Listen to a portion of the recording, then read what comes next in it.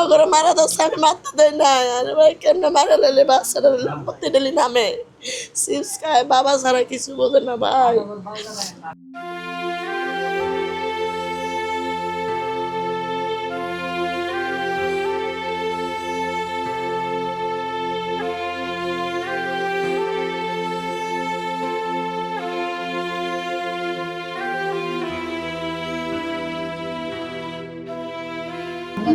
Mohammad Ibrahim, lead driver, private car চালা driver. আমার স্বামী নির্দোষ ছিল। আমার স্বামীরে সন্ত্রাসীরা নির্মমভাবে হত্যা করছে গুলি করে। আমি এটা বিচার চাই, আমি গুলির ফাঁসি চাই, আর কিছু চাই না। সারাদিনে বাসায় ছিল, বলছে বিকালে বিচারের ডেট। তারপরে আমার হাতে শেষ পানি চাইছে, পানি খাওয়া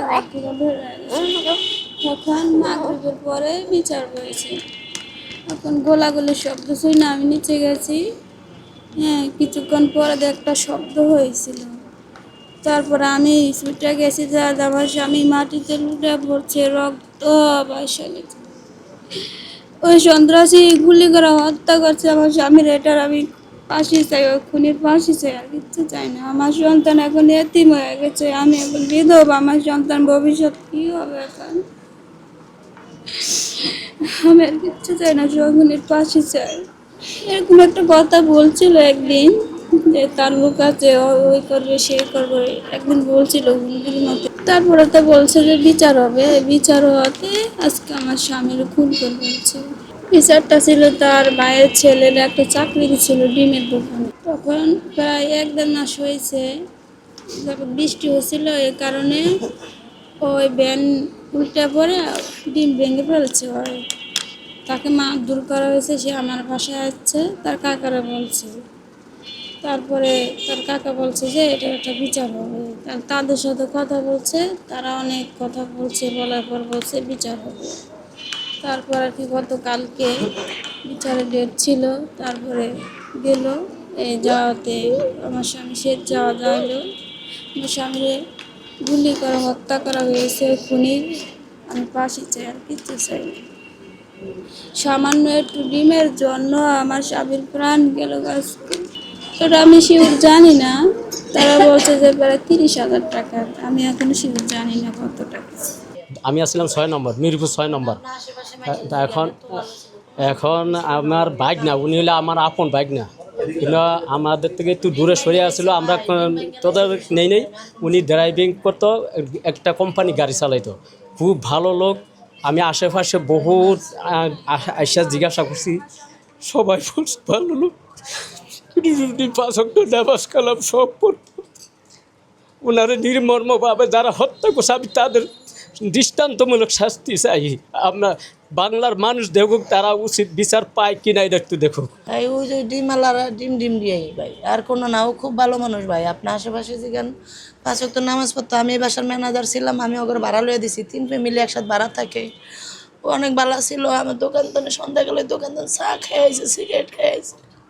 এখন বিচারে বইছে ওর বন্ধু বান্ধবের সামনে, ওরাই সব কথা কইছিল। ও উদা কইছে তাহলে তোমরা এইসব বলবা, আমারে বলতে দিবা না। এই কথার উপর ওরা থাপা সুপার শুরু করছে। তারপরে সুপারতে সময় এক পারবে যেই নামিয়ে গেছে, নামা যাওয়ার পরে দোকানের ভিতর থেকে নামার পরে গুলিটা করছে, পায়ে করছে, একবার তো লাগে না, ওই সারা রাতেও করছে সন্ত্রাসের। শিউরলো গুলি একের বুক বাছাই করছে। আমি যাই দেখি কেউ পরে রয়েছে লাড়ে, আমি দৌড়ছি, উসকে পারি না। আবার আমার স্বামীর আবার ডাকতে গেছি, আবার ওর বন্ধু বান্ধব আবার ওই সন্ত্রাসী ধরতে গেছে। লাশ ধরবো কে, সন্ত্রাস ধরবো কে? যদি আমরা ওরা ধরি তাহলে তো চোর ভরায়, ওই সন্ত্রাসী করে পরে ওর বন্ধু বান্ধব ওই আমার ভাই বেড়াদারা ওরা ধরে পরে আর কি বাঁধছে না। পরে ওরা হাসপাতাল লয়ে গেছে, পরে আর বাঁচে নাই, ওরা মৃত্যু ঘোষণা করছে। ভাই আপনারা উপযুক্ত বিচার করেন ভাই। এটা একটা বাচ্চা, আজকে ওর বাচ্চা মারছে, কালকে আপনাদের বাচ্চা দিন করে দিব। ওরা কি একটা হাত পা ভাঙিয়ে দিত? ওরা এইভাবে কেমনে মারে ভাই? মানুষ এমনি মারে? অগরে মারা দোষ আমি মারতে দেয় না। আরে ভাই কেমনে মারা লেলে বাচ্চারা প্রতি ডেলি নামে চিপস খায়, বাবা ছাড়া কিছু বোঝে না ভাই। ঘটনার প্রথম আর কি ধরেন আপনার ডিম নিয়ে শুরু। আমি ডিম ভাঙছি, এই ডিম নিয়ে শুরু আর কি। ধরেন আমার চাচা আমার এদিকে এক মানে হ্যাঁ বন্ধু নিয়ে দিয়েছে, হ্যাঁ। তো হ্যাঁ বন্ধু নিয়ে আবার হ্যাঁ মানে এই ডিমার হাতে নিয়ে দিছে। আমি চাকরি করতাম, তারপরে আমি এদিকে গেছি চাকরি করতেছি। আপনার ধরেন 2 মাসের মতন চাকরি করছি। হ্যাঁ এর মধ্যে আবার ধরুন কিছু ডিম হারাইছে, হ্যাঁ কিংবা কিছু অল্প ডিম ভাঙছে, ভাঙার পরে তো এর আবার আমার এই চাচারা জানাইছে, তো পরে এরা আমার এই বেতন কি কেটে নিছে। হ্যাঁ কেটে নেওয়ার পরে আমার চাচারা মানে এরা কইতাছে যে আমি চোর হইছি, মানে এইসব ধরনের আমার চাচারা কইতাছে। আর আমার চাচা কোথায় কাছে থাকে, উনি যেমন চোর, তাহলে তাহলে আমি আমার বাইস্তারে আমি নিয়ে আই। হ্যাঁ পরে ওনারা কইছে যে না যাক এই মাসটা থাকুক, তারপরে আপনারা নিয়ে যাবেন আপনার বাইস্তারে। হ্যাঁ পরে আমি পরে কথা পরে দুই দিন করছি।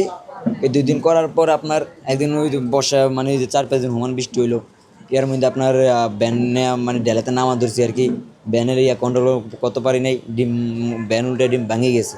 ধরুন আপনার এই 20,000-25,000 টাকার মতন ডিম ভাঙে গেছে। হ্যাঁ ভাঙে যাওয়ার পরে তো হেরা আমার মারছে। তা মারার পর আমি 2 দিন কাজ করছি, কাজের পর আমার শরীর পুরো অসুস্থ হয়ে গেছে। হ্যাঁ তারপর আমি আইছি, পরে বাসায় আইছি, বাসায় পর আমি চাচারা জানাইছি। পরে চাচায় কইছি যে আচ্ছা যাক তুই সুস্থ হয়ে নে, আর আমি ঢাকার বাইরে পেটে যেমন আছি ঢাকার বাইরে পেটে না আনি, পরে অগরে নিয়ে ফয়সালাত বমুনি। হ্যাঁ তারপরে আমার পরে আমি এদিকে পরে চাচার বাসায় আসছিলাম। পরে কালকে আমার চাচা আইসে ঢাকার বাইরে ফিরতে নে, পরে এগরে ডাইকে পরে ফয়সালাত বইছে। বওয়ার পরে সবাই মানে হ্যারাই কয়, আমার চাচারে কিছু কইতে দেয় না। তারপরে আমার চাচা কথা কি আপনারা যদি সব করেন তা আমি কমু কেমি, আমি তো আমারও তো কিছু কথা নাহলে তো এটা সমাধান হইব না। পরে এটা কখনো লোক পরে সজীব উনি ওইটা আমার চাচার কাছে চোবার মারছে। সজীব মূলত ডিমের মালিক, তাই তো? হ্যাঁ ডিমের মালিক। হ্যাঁ উনিটা আমার চাচার কাছে চোবার মারছে। চোবার মারার পরে মানে আমার চাচি একটু ইয়ে হয়েছে যে না এটা হাতাতেই করছিল, মানে কিন্তু উনারা বাড়ি করে দিছে। হিয়ানে মানে বধুক বাড়ি করেছে, কিন্তু হিয়ান বাড়ি করে দিছে। বাড়ি করে দেওয়ার পরে মানে পরে আমি পিছিয়ে আসছিলাম চাচার, পরে উনি গুলি করছে। উনি গুলি করার পরে এরপরে আমার চাচার পরে আমি ধরে নিয়েছি।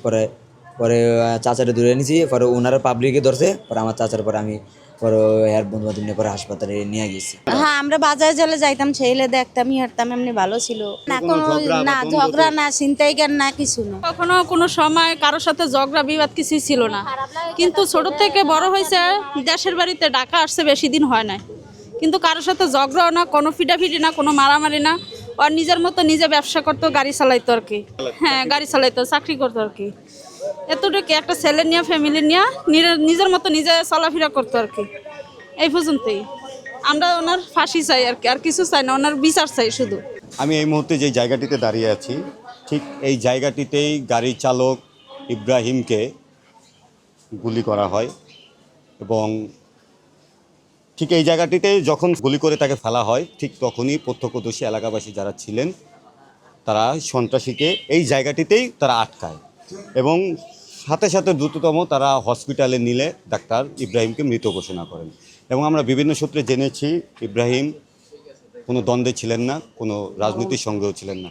মূলত একটা ডিম ব্যবসাকে কেন্দ্র করে তার ভাতিজাকে একটি চাকরি একটি ডিমের দোকানে দেন। সেই ডিমের ক্ষতির থেকে মূলত এই হত্যাকাণ্ডের সূত্রপাত শুরু হয়।